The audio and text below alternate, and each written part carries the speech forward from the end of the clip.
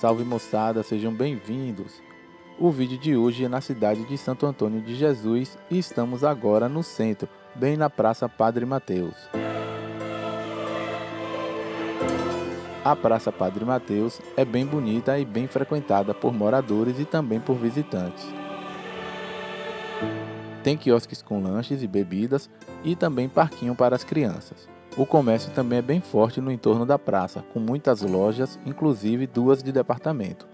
Estivemos na cidade bem nos dias dos festejos juninos, então vamos agora para o calçadão que fica em frente à Prefeitura Municipal para ver a ornamentação de São João.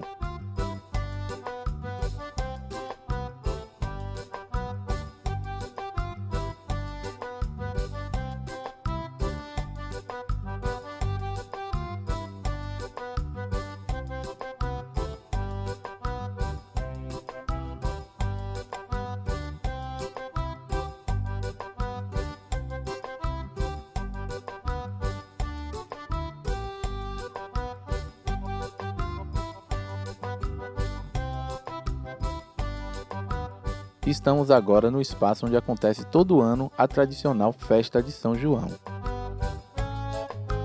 Muito bacana, lugar espaçoso. São 2 grandes palcos para a música não parar durante os dias de festa.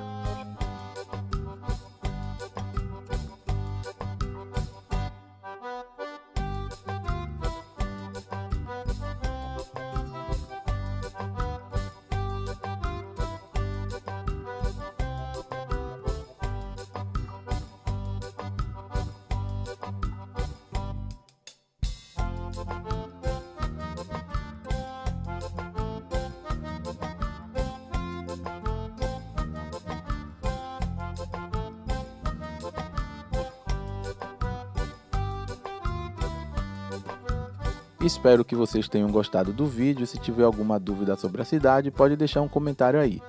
Até a próxima e tchau, tchau!